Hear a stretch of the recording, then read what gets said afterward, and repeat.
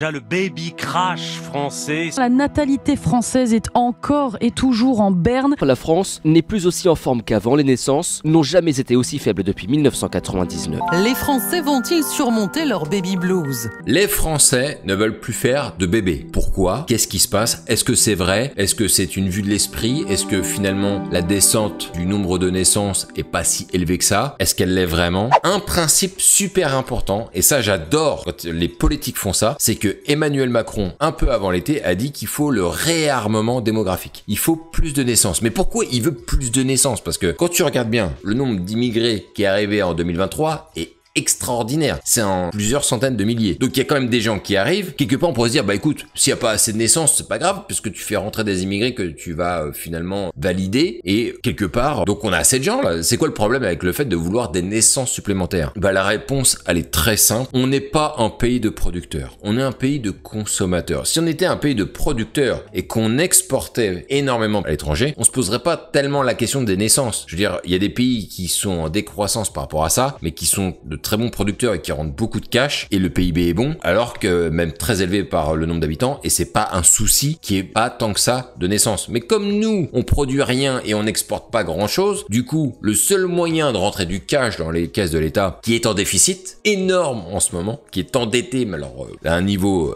jamais vu, le seul moyen de rentrer du cash, c'est de faire rentrer des nouveaux petits Français qui vont travailler, qui vont payer des impôts, et puis surtout qui vont dépenser tout leur cash dans des produits de consommation courante ou pas. J'ai acheté 2 overboards. On a besoin de ça, on a besoin de consommateurs. Je sais pas si vous vous souvenez, pour les plus anciens, du sketch des Inconnus avec les frères qui rappent tout. On est là pour te pomper, t'imposer sans répit et sans repos, pour te sucer ton flouze, ton oseille, ton pognon, ton pèse, ton fric, ton blé, tes économies, tes sous, ton salaire, tes bénéfices, tes bas de laine, tout ce qui traîne.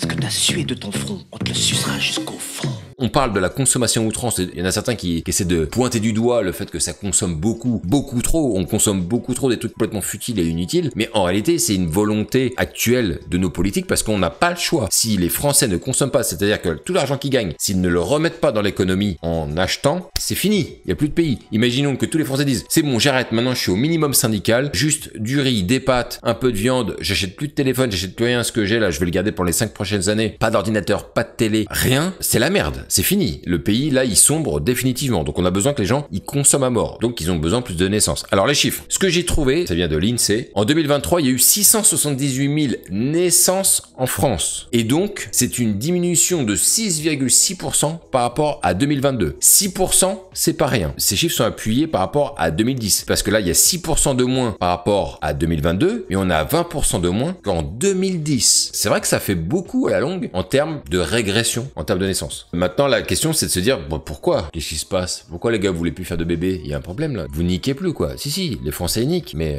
ils lâchent la purée sur le drap. Voilà ce qu'ils font. Alors, ce qui se passe, déjà, il y a un énorme problème de communication sur l'avenir du monde. Aujourd'hui, je crois que j'ai jamais vu ça de ma vie. Autant de gens qui t'annoncent la fin du monde, le cataclysme, et dans tous les sens. Déjà, on a les guerres, où on te dit, attention, ça va peut-être arriver ici, ça va être la merde pour beaucoup de personnes. Hors de question de faire des enfants dans ces conditions. Si c'est la guerre dans les années à venir, je lance pas un bébé. Et étant donné que la Deuxième Guerre mondiale, elle remonte maintenant à 1945 la fin. Aujourd'hui, il y a des personnes qui commencent à se dire, ok, ça fait un petit moment qu'il n'y a pas eu de guerre, ça se trouve ça va nous tomber dessus parce que là ça commence à puer du cul. Et effectivement, on sait pas s'il y aura une guerre. Moi je suis incapable de le dire. Comme ça, à vue de nez de mon petit nez qui n'y connaît absolument rien en géopolitique et qui ne sait absolument pas ce qui se trame en arrière-cour, je dirais que ça me paraît pas possible qu'il y ait une guerre tellement il y a d'enjeux économiques maintenant, des enjeux économiques qu'il n'y avait pas par le passé. Mais, bien évidemment, je peux me tromper. En tout cas, il y a déjà ça. Il y a les guerres, il y a le réchauffement climatique où on t'annonce la fin du monde. C'est le cataclysme. On annonce la fin de l'humanité. On sait pas quand, avec tous ces gens-là qui sont hyper alarmants. Alors, à tort ou à raison, moi j'en sais un s'ils ont raison ou s'ils ont tort. Alors, moi je me suis embrouillé avec mon ancien boss de ma dernière boîte parce qu'à un moment donné, je lui ai dit, écoute, moi personnellement, réchauffement climatique, ok, pourquoi pas. Ça a été constaté, il y a des spécialistes qui le disent, ok, très bien, si tu veux. Maintenant, la question c'est, quel est le fait de l'homme par rapport à la nature et au dérèglement d'une planète comme la Terre? Parce que là, c'est complètement organique, on n'en sait rien. Moi, je suis incapable de te dire bien la proportion de la cause de l'homme et de ce qui n'est pas la cause de l'homme par rapport au réchauffement climatique. Et que personne ne sait comment la Terre fonctionne. L'univers, le machin, personne ne sait. Si ça se trouve, c'est un dérèglement qui est normal, en fait, qui est vivant. C'est la nature. Et il y a eu tellement de changements de température, d'ambiance, même sur la planète, sur des moments où l'homme n'existait même pas. Comment tu veux arriver à prédire un truc pareil? Mais bon, oui, c'est vrai. On envoie beaucoup d'échappements, on envoie beaucoup de gaz à effet de serre, machin, et du coup, bah, c'est notre faute. Bon, très bien. Les glaciers, ça se trouve, ils fondent. On n'aurait jamais inventé toute la technologie d'aujourd'hui. Peut-être qu'ils auraient fondu pareil. Mais bon, moi, je suis incapable de le dire. Il y a des personnes qui savent manifestement. Il y a des gens, ils en savent pas plus que moi. Mais comme ils écoutent certains spécialistes, ils disent que c'est ça. Bon, bref. À la fin, tout ce truc général en disant, voilà, c'est les humains. Arrêtez de prendre la bagnole et on te tape sur la gueule comme ça. Arrête le plastique. Le plastique, on le fabrique pas, d'accord? C'est pas notre faute. On nous a mis le plastique, mais tu nous mets un autre emballage. Bah, nous, on va utiliser le nouvel emballage. Tu utilises ta bagnole. Tu utilises la climatisation. En tout cas, on t'annonce la fin du monde et ça fout la chiasse à tout le monde. Et d'ailleurs, il y a qu'à voir, regardez l'interview que j'avais fait donc avec Raphaël de Lyoto, qui lui-même dit qu'il ne veut pas, pour l'instant, c'est pas dans les tuyaux de faire des enfants, et puis que ça fait peur, l'avenir fait peur. On sait pas ce qui va se passer, on le sent pas en confiance, et il y a beaucoup de gens qui me sortent tout truc-là en disant, ah, mais l'avenir est tellement incertain que, à quoi bon faire des enfants dans ce genre de climat? Et après, par rapport au monde, en fait, je trouve que le monde est difficile, je sais pas vers où ça va aller, et donc je me dis, est-ce que j'ai envie de mettre un enfant là-dedans? Mais ce climat-là, de terreur, entre guillemets, sur l'avenir, moi je pense qu'on vivra ce climat-là jusqu'à notre mort. J'ai pas l'impression que c'est quelque chose qui est fluctuant. Je vois pas des gens arriver et dire, en fait, tout va mieux, on est bon. D'ailleurs, c'est des gens qui surfent, en fait, aussi sur ce genre de trucs-là. Ça permet de justifier leur cause et de justifier leur action politique. Quand on nous a annoncé le trou de la couche d'ozone, en disant que le trou de la couche d'ozone, il est énorme, ça y est, on est en train de tuer la planète et tout. Bon, tout le monde s'est dit, waouh, c'est problématique. Nous, personnellement, humains, petits français, qu'est-ce qu'on peut y faire? Rien. Par contre, quand il s'est refermé, on était pas au courant. Ça s'est dit, hein, c'est sûr, mais on était pas vraiment au courant. Ça a été beaucoup plus véhiculé quand la couche d'ozone, elle a été trouée à ce point-là. C'est sans commune mesure par rapport à quand, en fait, ça s'est refermé et dans laquelle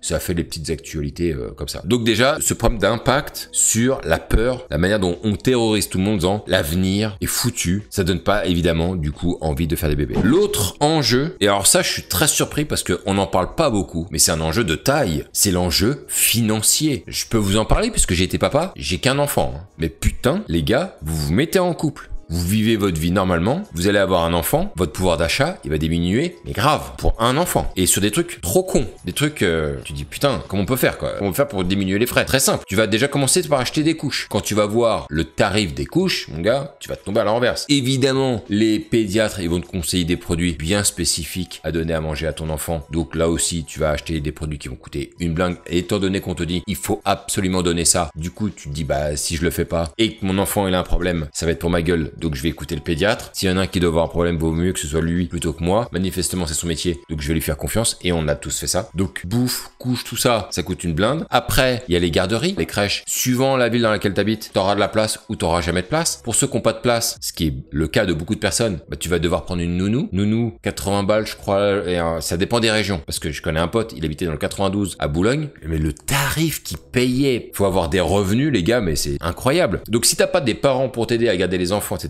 ton budget, il va exploser. Et je comprends pas qu'on n'en parle pas de ça. Je comprends pas. Avoir un bébé, c'est avoir une baisse de revenus, en fait. C'est le coût du bébé. On ne parle jamais du coût d'un enfant dans une maison. Entre les soins et après les garderies. Je pense que les garderies, je crois que c'est l'aspect financier le plus ultime, en fait, qui fout tout le monde dans la merde. Si tu veux te payer une nounou tous les mois, en plus, ça dépend du travail que les parents y font. Quand les gens, ils peuvent pas quitter relativement tôt, ils sont obligés de laisser leur enfant à la nounou jusqu'à super tard. Et c'est à l'heure que tu payes. Franchement, on va se le dire cash. Avoir un enfant, c'est pas un gouffre financier, mais pas loin. Franchement, si t'es juste, tu dis bon, on tient pas trop mal à deux, on roule pas sur l'or, mais on se fait des petites vacances et tout. Il y a un bébé qui tombe, oublie les vacances, oublie le reste, là vous serez en dessous le juste et ça va créer un fossé, c'est sûr. Et même les crèches, je sais plus les tarifs que c'est, je trouve que c'est quand même pas donné. Alors, je sais que le business des crèches, apparemment, sont déficitaires pour la plupart d'entre elles, parce que je me dis, bah attends, je comprends pas. Pourquoi il y a pas des crèches privées qui existent? Alors, il y a certaines espèces d'associations de garderies d'enfants, mais des crèches privées, mais je crois que ça n'existe pas en fait. Et ça n'existe pas parce que les crèches, c'est comme les piscines. Tu fais que perdre du fric. Donc ça peut être fait que par l'État. Et comme l'État a pas tellement envie d'investir dans les crèches, bah du coup, tu payes le prix cher. Troisième explication qui peut donner un élément super important et qui donne à réflexion aussi, c'est l'évolution du mode de vie. En fait, les gens, ils ont changé de mode de vie. Le modèle qu'on te vendait à l'époque, tu fondes une famille, machin, c'était séduisant. Aujourd'hui, ça l'est beaucoup moins. On voit bien que les mecs veulent pas trop s'engager et l'enfant en fait partie. Est-ce que les mecs maintenant, ils ont envie de faire un enfant? Bah beaucoup moins parce que derrière, ils comprennent les conséquences. Les conséquences, c'est quoi? C'est que t'auras beaucoup moins de temps pour toi. C'est fatal. Tu vas avoir un enfant, va falloir que tu t'en occupes. Avant, tu t'occupais que de toi, éventuellement un petit peu ta femme, et elle est autonome, donc bon, tu vas pas vraiment t'en occuper, mais voilà, tu lui consacres du temps. Mais là, avec un enfant, tu commences à sacrifier du temps. Et il y a des personnes qui l'ont bien comprise. Moi, je l'ai déjà vu, je me souviens, en entreprise. Je me souviens, il y avait une nana qui était chez nous, qui était venue en stage. Elle était toute jeune, elle a un petit peu moins de 20 ans, et elle partait très souvent en week-end, en voyage. Et dans notre bureau, dans notre tablé, il y avait une nana, elle avait, je sais plus, 3 ou 4, voire 5 gosses, je sais plus combien elle avait pas mal de gosses. Et l'autre, quand elle revenait de week-end, ah ouais, t'es parti où?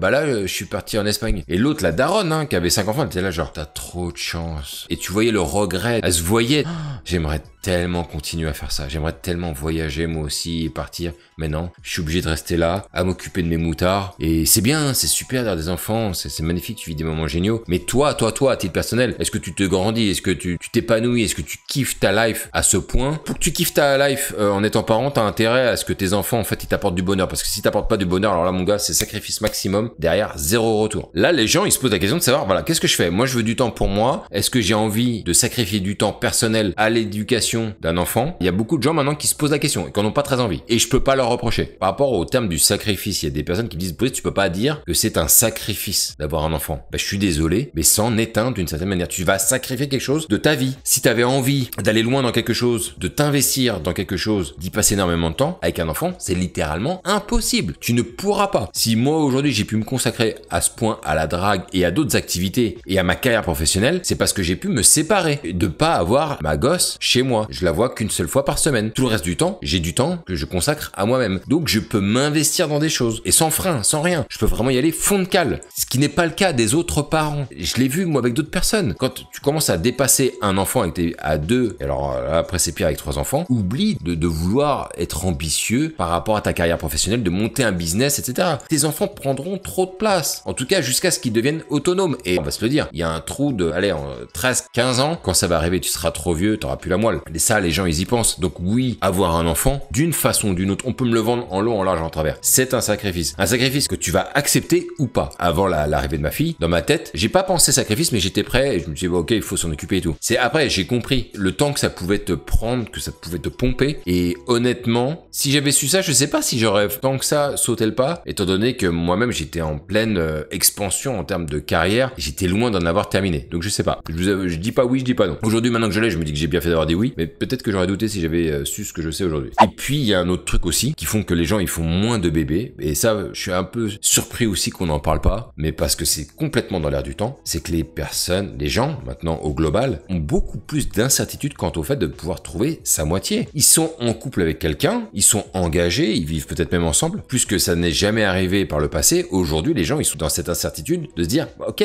on vit ensemble et tout, mais est-ce que c'est vraiment ma moitié? Est-ce que c'est vraiment la personne avec qui je vais pouvoir fonder une famille sur le long terme? Et honnêtement, ce genre de choses n'est pas du tout garanti. Parce que maintenant qu'on a les chiffres des divorces, qu'on voit tous ces couples qui se séparent, on se dit, ok, ça se passe bien avec elle, mais quand même, en arrière-plan, dans mon cerveau, il reste quand même un doute. Est-ce que vraiment, c'est la bonne personne avec laquelle j'ai envie de faire un enfant? Et je pense que les gens, dans le passé, ils se posaient beaucoup moins cette question, et maintenant, ils se la posent beaucoup plus, et ils n'ont pas la réponse. Et ils auront pas la réponse, d'ailleurs. Parce que la vérité, c'est que tu feras jamais un enfant avec ta moitié. C'est un truc qui est vendu un peu marketing, comme ça, en te disant, t'as trouvé la femme de ta vie, tu fais des enfants avec elle. En fait, c'est pas ce qui se passe dans la vraie vie. Quand on quitte maintenant cet imaginaire, on se rend compte que les gens, aux 3/4, même plus qu'aux 3/4, ils font des enfants avec une nana qui n'est pas la femme de leur vie et qui sera pas la femme de leur vie. Mais c'est pas grave, en fait. C'est ça la vraie vérité de la chose. Alors, les gens ne veulent pas l'entendre parce que c'est vachement moins beau à entendre, hein. C'est sûr, quand tu dis, ok, bah tu te cases avec quelqu'un, tu lui fais un gosse, ce sera pas la femme de ta vie, mais voilà, tu seras content d'avoir bâti quelque chose, d'avoir des enfants, d'avoir